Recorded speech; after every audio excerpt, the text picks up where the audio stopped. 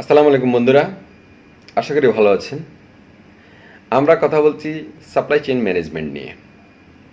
ইতিপূর্বে অন্য একটি ভিডিওতে আমরা পলিসি এবং স্ট্র্যাটেজি নিয়ে বিস্তারিত আলোচনা করেছি। আজকে আমরা এখানে দুইটি স্ট্র্যাটেজি নিয়ে কথা বলবো। তার একটা হলো কর্পোরেট স্ট্র্যাটেজি এবং অন্যটা হলো লজিস্টিক্স স্ট্র্যাটেজি। প্রথমেই কর্পোরেট স্ট্র্যাটেজি। আসলে স্ট্র্যাটেজি নিয়ে এর আগে কথা বলছি, তবু সংক্ষেপে একটু বলবো। স্ট্র্যাটেজি হলো মূলত লং টার্ম পলিসি। স্বাভাবিকভাবে পলিসি বলতে আমরা বুঝি শর্ট রান কিছু এসওপি, আর স্ট্র্যাটেজি হলো in the long run goal achieve করার জন্য যে পলিসি সেট করা হয়, দ্যাট ইজ স্ট্র্যাটেজি। এটা হলো সংক্ষেপে। এখন আসি কর্পোরেট স্ট্র্যাটেজি। কর্পোরেট স্ট্র্যাটেজিটা কি? Corporate strategy is the direction and scope of an organization over the long term, ideally which matches its resources to its changing environment and in particular its markets, customers or clients so as to meet stakeholders expectation. স্বাভাবিকভাবে আমরা corporate বলতেই বুঝি একটা বিশেষ কিছু। যেমন আপনারা দেখবেন বলে যে এটা আমাদের কর্পোরেট কাস্টমার। কর্পোরেট কাস্টমার মানে সামথিং ডিফারেন্ট, অর্থাৎ সামথিং স্পেশাল। ঠিক তেমনি স্ট্র্যাটেজির মধ্যে when it is corporate then it should be something special, অর্থাৎ কর্পোরেট কালচার যেমন আমরা বলি যে একটা বিশেষ কালচার, এবং ইন দ্য লং রান এস্টাবলিশমেন্টের জন্য যেটা কাজ করে দ্যাট ইজ কর্পোরেট। সেক্ষেত্রে কর্পোরেট স্ট্র্যাটেজি হবে খুবই মূল্যমানের এবং সেটাকে চিন্তা ভাবনা করে সকল রিস্ক ফ্যাক্টর কনসিডারেশনে এনে সেটা সেট করা হবে। এটার শুরুটা কোত্থেকে? মিশন। মিশন কি? ভিশন অ্যাচিভ করার জন্য যে ধরনের way of action, that is mission. Mission নিয়ে আমরা ইতিপূর্বে আলোচনা করেছি। অর্থাৎ ভিশন অর গোল অ্যাচিভ করার জন্য যে ওয়ে অফ অ্যাকশন গুলো আছে, যে সাব টাস্ক গুলো আছে, অথবা যে সকল রুটিন টাস্ক আছে, দ্যাট ইজ মিশন। অর্থাৎ মিশন যদি সাকসেসফুলি কমপ্লিট করা যায় then it is possible to achieve the vision or goal. তাহলে আমরা ধরে নিচ্ছি কর্পোরেট স্ট্র্যাটেজি এস্টাবলিশ করার জন্য মিশনগুলো সুইটেবলি সেট করতে হবে, সাকসেসফুলি কমপ্লিট করতে হবে, দেন গোল অর ভিশন অ্যাচিভ করা সম্ভব হবে। আর যে কোনো কিছু গোল সেট করার ক্ষেত্রে এটার অবজেক্টিভটা কি, কি উদ্দেশ্যে গোলটা সেট করব, পারপাসটা কি, এই জিনিসগুলো অবশ্যই আগে ডিফাইন। আর এই অবজেক্টিভস বলেন আর মিশন বলেন, এটাকে সাকসেসফুল করার জন্য দেয়ার সাম স্ট্র্যাটেজি। কারণ যে কোনো কাজ করার ক্ষেত্রে কিছু স্ট্র্যাটেজিক ভিশন থাকতে হবে, স্ট্র্যাটেজিক ওয়ে থাকতে হবে, তাহলে সেটার গোল অ্যাচিভ করা সহজতর হবে। আর এই স্ট্র্যাটেজিক ইমপ্লিমেন্ট করার জন্য সাম ওয়ে অফ অ্যাকশনস, কিছু টাস্ক থাকতে হবে, কিছু অ্যাকশন থাকতে হবে। শুধু শুধু বসে থাকলে স্ট্র্যাটেজি সেট করে দিলাম, গোল সেট করে দিলাম, তাহলে কিন্তু রেজাল্ট আসবে না। রেজাল্ট আনার জন্য there to be some way of action, এবং that should be legal actions, suitable action which is not allowable in the rules of regulation of the country or state, অথবা কোম্পানির ডিসিপ্লিন ভায়োলেশন হয় এরকম কোনো অ্যাকশনকে কিন্তু আমরা স্ট্র্যাটেজিক অ্যাকশন বলবো না। সেটা মনে রাখতে হবে। Everything should be in legal way, then rewards, অর্থাৎ আউটপুট। আমার এই টোটাল সাইকেলটা শেষ হওয়ার পরে mission, goal, objective, strategies and way of action to achieve the goals, এটা করার পরে রেজাল্টটা কি আসলো, রিওয়ার্ডটা কি আসলো, সেটা যে টার্গেট ছিল আমার, যে গোল ছিল, যে ভিশন ছিল, ভিশন অনুযায়ী আসছে কিনা, আসলো কিনা, না আসলে কেন আসলো না, সেটার ফিডব্যাক অ্যানালাইসিস, এবং সেই অনুযায়ী পরবর্তী মিশন সেট করা, that is the corporate strategy. এবার আসি লজিস্টিক্স স্ট্র্যাটেজি। লজিস্টিক স্ট্র্যাটেজির ক্ষেত্রে আমরা প্রধানত আলোচনার বিষয় আসে যে রোলাটা কি জিনিস? রিটার্ন অন লজিস্টিক্স অ্যাসেটস, অর্থাৎ লজিস্টিক্স অ্যাসেটস থেকে একটা নির্দিষ্ট সময় পরে কি রিটার্নটা আসলো। The objectives of logistics strategy are minimize cost, minimize investment, maximize customer service. লজিস্টিক্সের ক্ষেত্রে বিশেষ উদ্দেশ্যই থাকে দিন দিন কস্ট মিনিমাইজ করা, অর্থাৎ আননেসেসারি কস্ট যাতে না হয়, কত কম খরচে, কম ইনভেস্টমেন্টে বেটার আউটপুট, বেটার সার্ভিস কাস্টমারকে দেওয়া যায়। এটা হলো basic objectives of logistics. Levels of logistics planning. Logistics planning এর কয়েকটা লেভেল থাকে, এর মধ্যে হলো স্ট্র্যাটেজিক, প্র্যাকটিক্যাল, অপারেশনাল। এই তিনটা বিষয় এবং লজিস্টিক্স প্ল্যানিং নিয়ে আমরা পরবর্তীতে আরেকটা স্লাইডে বিস্তারিত আলোচনা করব।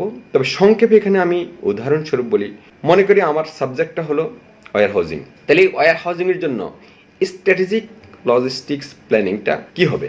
এক্ষেত্রে যদি আমরা বর্ণনা করি, আমি ওয়্যার হাউজিং দিয়ে যদি এক্সাম্পল দিই, তাহলে স্ট্র্যাটেজিক প্ল্যানিংটা হবে হ্যান্ডলিং ইকুইপমেন্ট সিলেক্ট করা। সুইটেবল ইকুইপমেন্ট যদি সিলেক্ট করা না যায়, তাহলে কিন্তু materials management, warehouse management খুব টাফ হয়ে যায়। তাহলে স্ট্র্যাটেজিকটা ধরে নিলাম, হ্যান্ডলিং ইকুইপমেন্ট সিলেক্ট করা।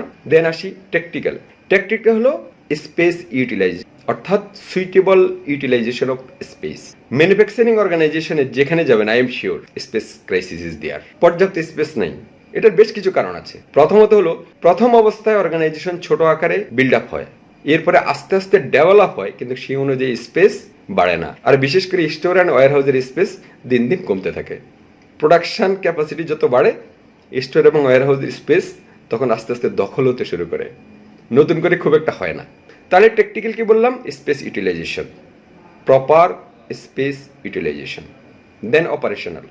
অপারেশনালের জন্য ওয়্যার হাউজিং এর ক্ষেত্রে অপারেশনাল যে প্ল্যানিংটা থাকবে সেটা হলো আনইন্টারাপ্ট সাপোর্ট টু প্রোডাকশন, অর্থাৎ প্রোডাকশন সাপোর্টটা এনশিওর করতে হবে যাতে ওয়্যার হাউজিং এর জন্য কোনোভাবেই প্রোডাকশন হ্যাম্পার না হয়। এটা হলো operational planning for warehousing, যে uninterrupted support to production. Then আসি the 4 problems are of supply chain planning. এটা in perspective of logistics. Customer service level, facility location, inventory decision, transportation decision. এই কয়েকটা বিষয়ের ক্ষেত্রে এটা খুব ভেরি করে। যেমন কাস্টমার সার্ভিস লেভেল, আমরা কোন কাস্টমারকে কি ধরনের সার্ভিস দিব, অথবা কোন কাস্টমারকে কি ধরনের সার্ভিস দিতে হবে, কোন কাস্টমার কি ধরনের সার্ভিস চায়, এই ক্ষেত্রে স্পেসিফিক প্ল্যান করতে হবে এবং সেই অনুযায়ী লজিস্টিক্স ম্যানেজমেন্ট ডিসিশন নিতে হবে। ফ্যাসিলিটি লোকেশন, লোকেশনটা কোথায়? Location is a big factor. কিছু কিছু জায়গা আছে আপনি ইচ্ছা করলেই বিগ ভলিউমের ভেহিকেল পাঠাতে পারবেন না, অর্থাৎ বড় কভারমেন্ট যাবে না, সেখানে ছোট গাড়িতে মাল পাঠাতে হবে। তাহলে সেই অনুযায়ী লোকেশন ফ্যাসিলিটিসটা কি, সেই অনুযায়ী ডিসিশন নিতে হবে। ইনভেন্টরি ডিসিশনস, ইনভেন্টরি ডিসিশনটা কিরকম? কিছু কিছু কোম্পানি আছে তারা চিন্তা করছে যে আমি মিনিমাম স্টক লেভেল মেনটেন করে প্রোডাকশন চালাবো। কেউ কেউ আছে ভবিষ্যতে র মেটেরিয়ালসের দাম বেড়ে যেতে পারে, সেই জন্য big volume raw materials stock করার মতো একটা প্ল্যান করে থাকে। ইনভেন্টরি ডিসিশনটা কি কোম্পানির, কি মিনিমাম নাকি ম্যাক্সিমাম, সেই অনুযায়ী লজিস্টিক্স প্ল্যান করতে হবে। ট্রান্সপোর্টেশন ডিসিশনস, আমি ট্রান্সপোর্টেশন হ্যান্ডলিং কত কমাবো এবং এই ট্রান্সপোর্টেশন সিলেকশনকে আমার নিজের গাড়িতে করব নাকি রেন্টাল দিয়ে করব নাকি মান্থলি কন্ট্রাক্ট দিয়ে করব, সেই ডিসিশনগুলা সিলেক্ট করেই দেন লজিস্টিক্স প্ল্যানিং করতে হবে। অর্থাৎ আমার কোম্পানি কি চায়, আমার ম্যানেজমেন্ট কি চায়। অনেক সময় আমি দেখেছি নিজেরা ভেহিকেল না কিনে রেন্টাল ভেহিকেল ইউজ করে ম্যানেজমেন্ট ডিসিশন নিয়ে থাকে যে না, আমরা কোনটাকে ভেহিকেল রেন্ট নিয়ে আমার লজিস্টিক্স টাস্কগুলো মেনটেন করব। তাহলে সেই ক্ষেত্রে এই ট্রান্সপোর্ট ডিসিশনটা কি, ট্রান্সপোর্ট মোডটা কি হবে, সেটাকে কনসিডারেশনে রেখেই লজিস্টিক্স প্ল্যান করতে হবে। এখন এই যে প্ল্যান করতে হবে বললাম, হোয়েন টু প্ল্যান, কখন প্ল্যান করতে হবে। আপনি প্রথমেই দেখবেন no distribution network currently exist. আপনার অর্গানাইজেশনে এই মুহূর্তে কোনো ডিস্ট্রিবিউশন নেটওয়ার্ক সেট করা নেই, তাহলে অবশ্যই দেরি না করে সেটা প্ল্যান করতে হবে লজিস্টিক্স প্ল্যান, যে আমার ডিস্ট্রিবিউশনাল চ্যানেল কোন দিকে হবে এবং সেটাকে ফুলফিল করার জন্য, ওই ডিস্ট্রিবিউশন চ্যানেলের রিকোয়ারমেন্ট ফুলফিল করার জন্য আমার লজিস্টিক্স প্ল্যানটা কিরকম হবে। There has been no re-evaluation in 5 years। 5 বছর ধরে একটা কার্যক্রম একইভাবে চলতেছে, এরকম যদি আপনি নতুন করে প্ল্যান করেন, নতুন করে মডার্ন কি টেকনোলজি এসেছে, কম্পিটিটররা মডার্ন কি লজিস্টিক অ্যাক্টিভিটি মেনটেন করছে, সে অনুযায়ী প্ল্যান করুন। When cost are changing rapidly, specially transport and inventory. আমরা জানি ট্রান্সপোর্টেশন কস্ট বিভিন্ন কারণে র্যাপিড চেঞ্জ হয়, ইনভেন্টরি কস্টও র্যাপিডলি চেঞ্জ হয়। ওয়্যার হাউস রেন্ট লোকেশন ভেদে অনেক ভেরি করে। তাহলে যখন দেখছেন যে র্যাপিডলি কস্ট চেঞ্জ হচ্ছে, তাহলে নতুন করে প্ল্যান, নতুন কি করা যায়, অর্থাৎ কস্ট মিনিমাইজ করার জন্য নতুন কি করা যায়, সেই কস্ট চেঞ্জিং এর ক্ষেত্রে প্ল্যানও চেঞ্জ আনতে হবে। Then when markets have shifted, market change হয়ে গেছে, কাস্টমারদের ডিমান্ড চেঞ্জ হয়। কাস্টমারদের ডিমান্ড যে কখন কোন দিকে যায় সেটার সাথে চেঞ্জ করে প্রোডাকশনে যেমন চেঞ্জ আনতে হয়, তেমনি লজিস্টিক্স প্ল্যানিং এর মধ্যেও চেঞ্জ আনতে হবে। আপনি দেখবেন আপনার অনেক কাস্টমার ওপেন ট্রাকে ম্যাটেরিয়ালস মুভমেন্ট পছন্দ করবে না, তাহলে আপনাকে চিন্তা করতে হবে অলওয়েজ কভার্ড ভ্যানে ম্যাটেরিয়ালস মুভমেন্ট করতে হবে। আর কভার্ড ভ্যানে দেওয়ার জন্য ডেফিনেটলি কস্ট একটু হাই হবে, তাহলে কাস্টমার সেটা চাচ্ছে কিনা। অর্থাৎ আমি বলবো যে আমার অর্গানাইজেশনের ম্যানেজমেন্টের ভিউটা কি। কারো কারো আছে শুধু পারপাস সার্ভ করা, পারপাস সার্ভ করলেই হয়ে যাবে। কারো কারো আছে না, পারপাস সার্ভ করলে হবে না, আমার মডার্ন টেকনোলজির সাথে মিল রাখতে হবে এবং রিস্ক মিনিমাইজ করতে হবে, সেই অনুযায়ী লজিস্টিক্স প্ল্যান করতে হবে।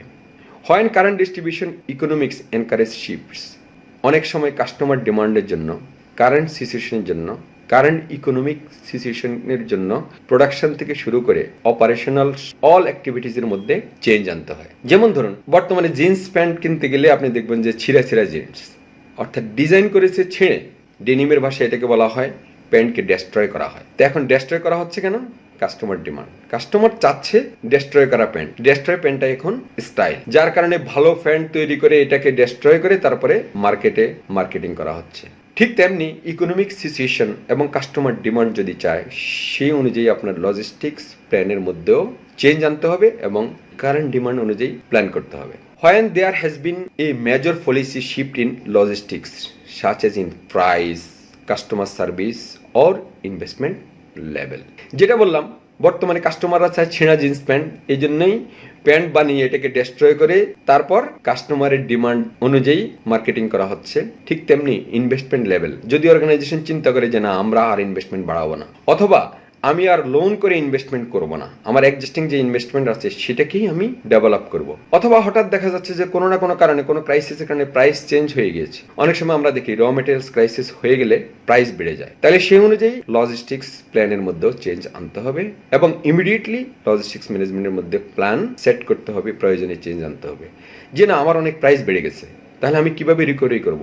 র মেটেরিয়ালস প্রাইস বেড়ে গেছে, তাহলে আমার ফিনিশড গুডসের প্রাইস কি বাড়ছে কিনা? সম্ভাবনা নেই।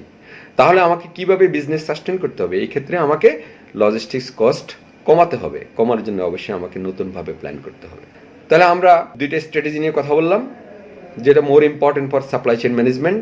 একটা হলো কর্পোরেট স্ট্র্যাটেজি, আর একটা হলো লজিস্টিক্স স্ট্র্যাটেজি। বিজনেসকে সাস্টেন করার জন্য এই ধরনের স্ট্র্যাটেজি এবং প্ল্যানিং ভেরি ভেরি ইম্পর্টেন্ট। আপনাদের কারো যদি কোনো প্রশ্ন থাকে, put your questions in comments box. I hope all of your best career and successful life. Thanks to all my followers and friends. Allah Hafiz.